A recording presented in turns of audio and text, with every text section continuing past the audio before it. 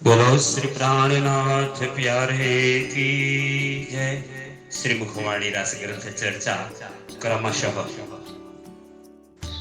बोलो श्री प्राणनाथ प्यारे की।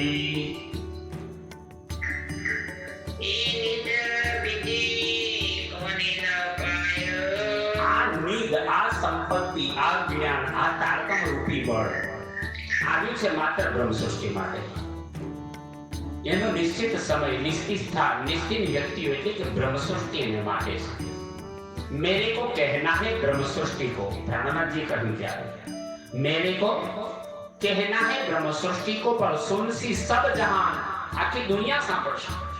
परम अकसोद तिनका हो ही जिन अंतस्करण माहे विचार। आ वाणी तो આવી છે બ્રહ્મ સૃષ્ટિ સુંદર સાધન માટે, પણ કદાચ જગતનો કોઈ જીવ સાંભળી લે એની પર વિચાર કરશે ને તો વાણી એને પણ ફળ આપશે। એટલે વિશેષ કરી લીધે છે કે નિધ બીજે કોણે ન અપાય, અપાય એટલે આપવું। આ જ્ઞાન, આ સંપત્તિ સુંદર સાત સિવાય અપાય એવી નથી।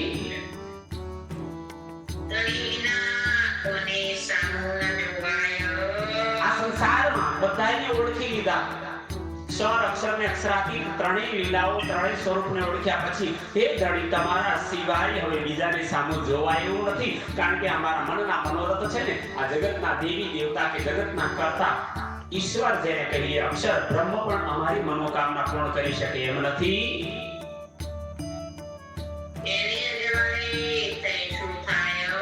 સંસારની અંદર તો શાસ્ત્રોના જ્ઞાન છે તો 14 લોક સુધીનું જ્ઞાન છે, એટલાના અજવાળે શું થાય? એમ કે પરમધામની ગતિ ન મળે, સદગુરુ ચરણ ન મળે, જન્મ મરણના ચક્ર ન મટે, એ તો પરમધામનું જ તારતમ જ્ઞાન હોય તો જ જાગી શકાય।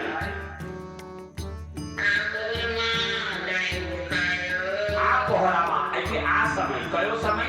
તો કે ત્રીજું બ્રહ્માંડ હશે, 28મો કલિયુગ હશે, બુદ્ધાવતારના રૂપમાં સદગુરુ આવ્યા હશે અને એમની સાથે સાથે 12,000 બ્રહ્મ આત્માઓ સંસારમાં આવી છે, જેની સાક્ષી મોહમ્મદ સાહેબે કુરાનમાં લખી। સાલ 990 માસનો હુએ રસૂલ કો જબ રૂહ અલ્લાહ મિસર ગાજીઓ મોમિન ઉતરે તબ, એટલે કે બ્રહ્મ સૃષ્ટિ અવતરિત થવાની છે। એ પહોળામાં, એ સમયમાં ધણી ઓળખાય એવી લીલા બનવાની ઘટના છે।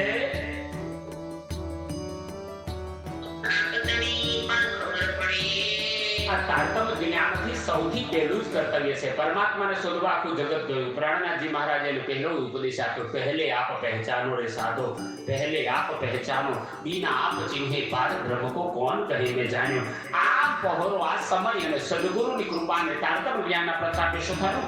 આપ તળી પણ ખબર પડે હું કોણ છું, ક્યાંથી આવ્યો છું, આ સંસાર શું છે, શા માટે મને ધણી આ સંસારમાં મોકલ્યો છે।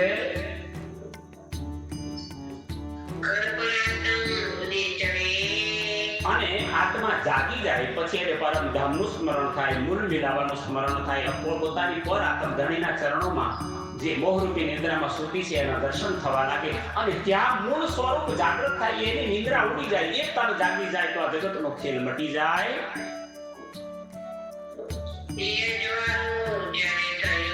આ અજવાળું જ્યારે સદગુરુ આવ્યા, ધણી દેવચંદ્રજી મહારાજ પ્રગટ થયા નવતનપુરી ધામ વિશે અને એમણે આપેલા તારતમ જ્ઞાન, એમની મહેર, કૃપા અને દયાના પરિપાક રૂપે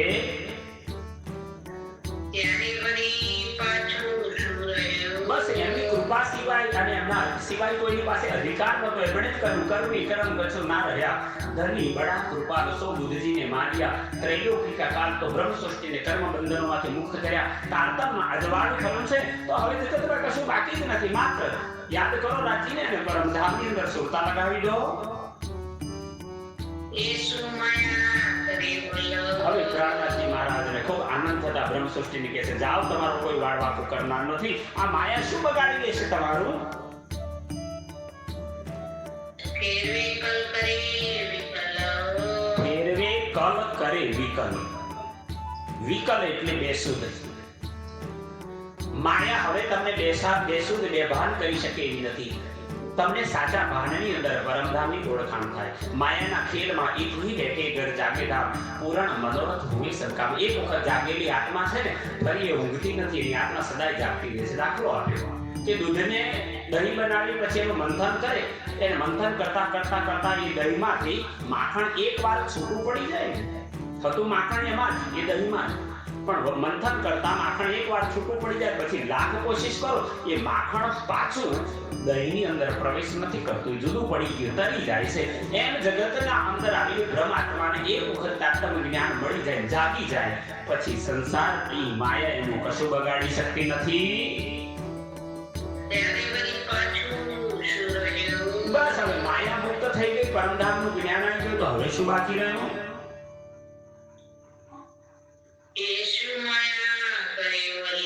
હવે બ્રહ્મ સૃષ્ટિએ કોઈ ગભરાવાની જરૂર નથી. માયા એમનું કશું બળ કરવાની નથી. એક વાંચો છો વારે વારે,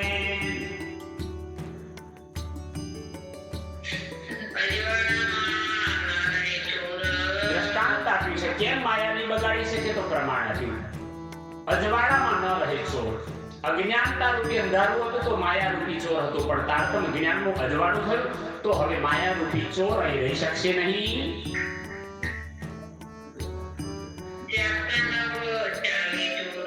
જેની આત્મા જાગી ગઈ છે એની સામે માયાનું હવે કોઈ જોર ચાલતું નથી.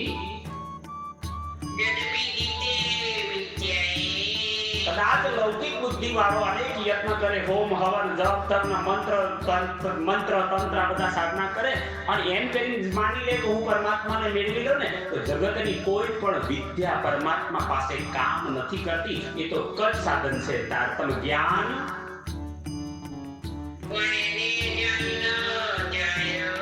સંસારની અંદરના જ્ઞાન મંત્ર તંત્ર સિદ્ધિ સાધનાથી એનાથી પરમાત્માને જાણી શકાતા નથી.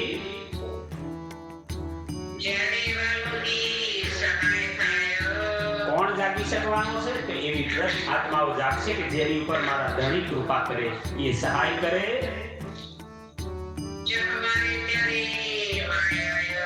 જેની ઉપર રાજ્ય કૃપા કરી ને ત્યાં તો માયા જખ મારે, એનો કોઈ વાળ વાંકો ના કરી શકે. નિર્ભય છે બ્રહ્મ સૃષ્ટિ.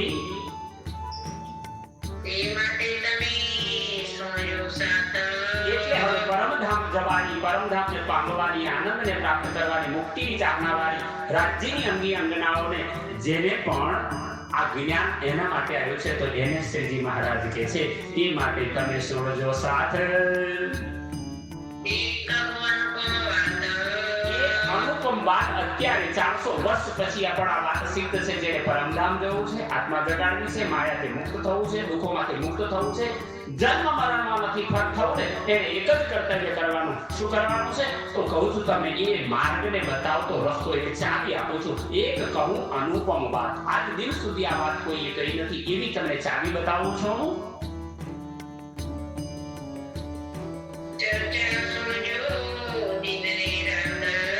જે બ્રહ્મ સૃષ્ટિ સદગુરુની આપેલી વાણી, પ્રાણનાથજીની વાણી, શ્યામાજીની રચનાની ચર્ચા રોજ રાત અને દિવસ સાંભળે છે, એમને માટે હવે સંસારનો કોઈ ડર નથી. દુનિયાની કોઈ તાકાત, કોઈ માયા, કોઈ દેવી દેવતા એના માર્ગને રોકી નથી શકવાના. એ પરમધામની આત્મા હતી અને મુક્તપણે પરમધામની અંદરના આનંદને લેવાની છે.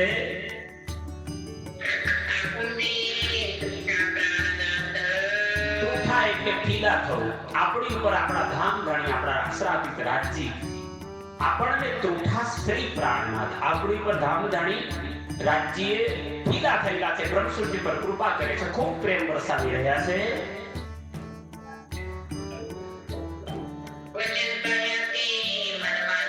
બસ બ્રહ્મ સૃષ્ટિને કે છે આ ધણી આવ્યા, જ્ઞાન આપી રહ્યા છે, વાણી આપી રહ્યા છે, તો એ વચનોને તમે તમારા મનમાં લઈ દ્રઢતાપૂર્વક હવે માર્ગમાં ચાલો.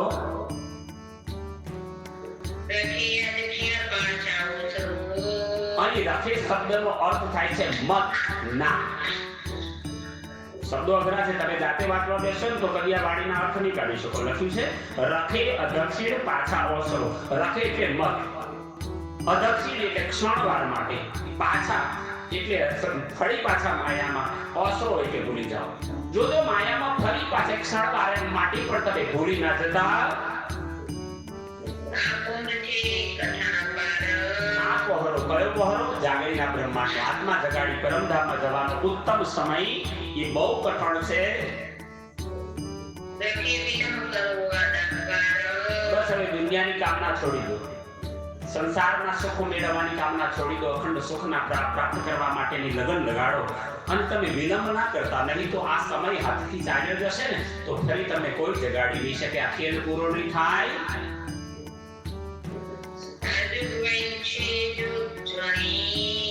આ જોગવાઈ છે જોધણી, એટલી મોટી જોગવાઈ, આ યુક્તિ, આ કાયદે તમારા માટે ધણીએ સર્વરચના સરસ કરી છે બ્રહ્મ સૃષ્ટિને જગાડવા.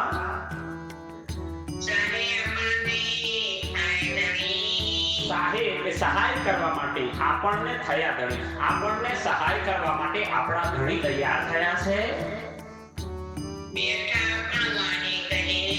હવે ધણી પરમધામમાં નથી, વ્રજમાં નથી, રાષ્ટ્રમાં નથી, ધણી ક્યાં બેઠા છે? બેઠા આપણ માહે કહે, તમને વાણી સંભળાવી રહ્યા છે, જગાડી રહ્યા છે, તમને પરમધામની ઓળખ કરાવી રહ્યા છે. એ બીજા કોઈ નહીં, ના જાણે સજ્જનને કોણ, આપણા ધામ ધણી સદગુરુ દેવચંદ્રજી હરેક સુંદર સાતના હૃદયની અંદર પ્રગટ થઈને આ લીલા કરાવે છે.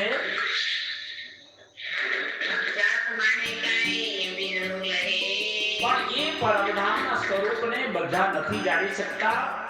કોણ જાણશે? તો કે છે એ સાત માહે કોઈ વીર, હજારો સુંદર સાત આવે, હજારો મહારાજો હોય, અનેક વિદ્વાનો પંડિતો બેઠા હોય, પણ આ મૂળ વાત, મૂળ તત્વ સદગુરુ સાથે લગન લગાડીને પ્રભાવિત કરનારી વાણી અને પ્રભુ ભાવિત કરનારી વાણીમાં ફરક છે.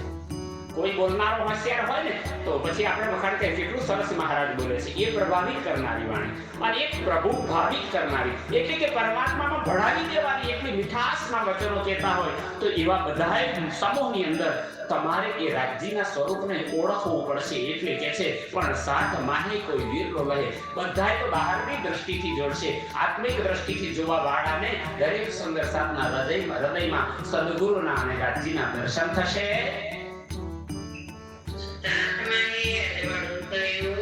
બોલો શ્રી પ્રાણનાથ પ્યારે કી જય. બહુ જ મહત્વની ચોપાઈ આવી, આ મને તમને પહેલા લાગુ પડે છે.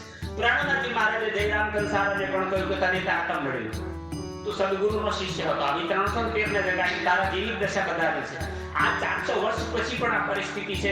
તારતામાં મળી ગયો, પ્રણામી કહેવાય છે, સુંદર સાત કહેવાય, ત્રણેય પુરીઓમાં જઈએ, સંસારના કામ કરીએ, ભક્તિ કરીએ, દાન પુણ્ય કરીએ, પારાયણો પણ કરીએ, પણ પરિસ્થિતિ શું છે? તો કે સાત માહે અજવાળું થયું.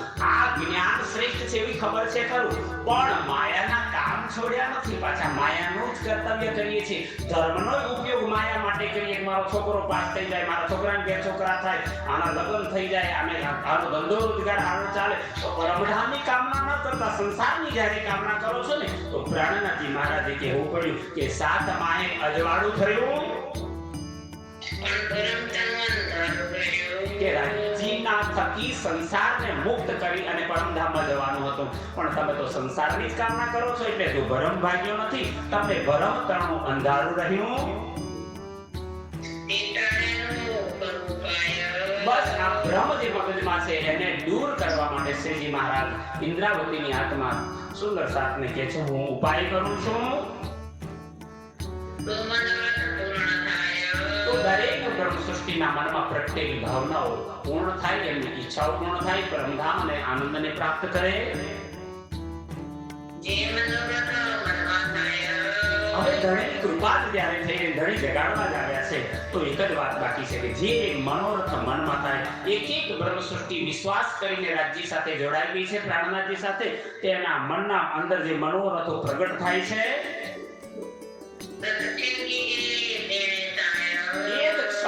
એના મનની કામના પૂર્ણ કરવા રાજ્ય પ્રગટ થઈ જાય છે, એની ઈચ્છાઓ પૂર્ણ કરે. કારણ તન કી જાને, મન કી જાને, જાને ચિત્ત કી ચોરી, ઉસ સાહેબ સે ક્યા छिपा है जिनके हाथ में डोरी. સુંદર સાતના પ્રત્યેક ગતિવિધિ પર એમના સીસીટીવી કેમેરા લાગેલા છે, દરેક ઉપર કૃપા દ્રષ્ટિ છે. તો તત્ક્ષણ કીજે તેને તા એ જ ક્ષણે એને દુઃખમાંથી મુક્ત કરાવી અને સુખ અને આનંદની અનુભૂતિ કરાવે છે.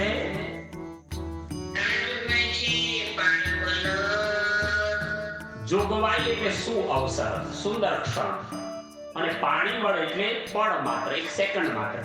આ સદગુરુ કૃપા કરે, લેવા આવ્યા છે, જગાડવા આવ્યા છે, દુઃખો દૂર કરાવી, તમારી પ્રત્યેક મનોકામના પૂર્ણ કરવા. પણ આ લીલા કઈ 2, 5, 10 વર્ષ, 50 વર્ષ, 500 વર્ષ નથી ચાલવાની, ક્ષણવાર માટે છે. ધણી લેવા આવ્યા છે જે તૈયાર થઈ જાય, સોતા હોશો જાગ્યો જાગા बैठा હોય બેઠા ઠાડા હરિયો ઠાડા પાવ પર આગે સોય યો તૈયારી કીજીએ આગે કરવી હે દોડ ધણીએ કહ્યું જે દોડી ગઈ એ આત્માઓ માટે આ સમય હતો એટલે કે છે આ જોગવાઈ છે પાણી વલર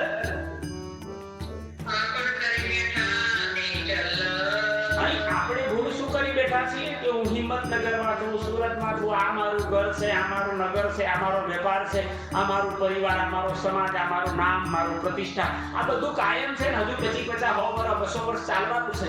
છોકરાના મારું નામ ચાલે. ના ના બાપા, તમારું ઘર આ નથી. આ પણ કરી બેઠા નહીતર આ સંસારના ઘરને તમે અખંડ માની બેઠા છો. તમારું મૂળ ઘર આ સંસાર નહીં, અખંડ પરમધામ છે.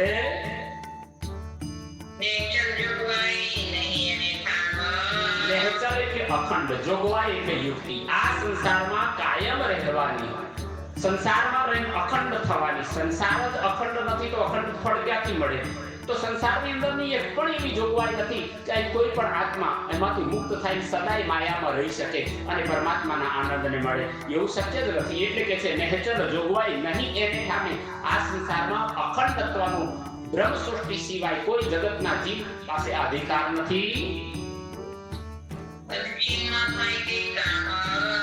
અડધા ક્ષણની અંદર કોઈ કામ થાય એવી લીલા સંસારમાં નથી. એક બ્રહ્મ સૃષ્ટિ માટે ધણી આવ્યા છે ને આ અવસર આપ્યો છે. આ અવસરે જાગી જવાનું છે એટલે ધણી જગાડવા માટે આવ્યા છે.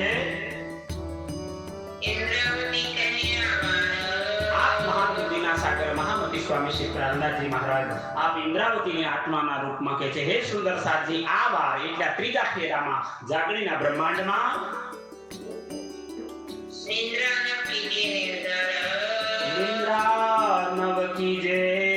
નિર્ધાર તમે અજ્ઞાનતાની નિદ્રામાં ન રહેતા આત્માને જગાડીને પરમધામના અખંડ સુખોને લેવાની કામનાથી ધણી પર વિશ્વાસ કરજો. આ સુંદર અવસર હું તમને લેવા આવ્યો છું અને એટલે જ કહું, આમાં આए हैं इतने काम ब्रह्म सृष्टि को लेने घर नाम. આમ મહાન બુદ્ધિના સાગર મહામતી સ્વામી શ્રી પ્રાણનાથજી મહારાજ બ્રહ્મ સૃષ્ટિ સુંદર સાધજીને રાસ ગ્રંથ પ્રકરણ 2 માં 22 ચોપાઈઓના માધ્યમથી સદગુરુ ધામધણીના પ્રગટન સાથે ધણી આપણને વાણી આપી રહ્યા છે. હવે એમની કૃપા દયાથી સંસારની અંદરથી મુક્ત થઈ પરમધામને પ્રાપ્ત કરવાનો સુંદર અવસર પણ આવ્યો છે. આ જાગણીનું બ્રહ્માંડ છે અને જાગી જાઓ એવી આપ સર્વને સંદેશ પહોંચાડતા આ વાણીને અત્યારે વિરામ આપીએ છીએ.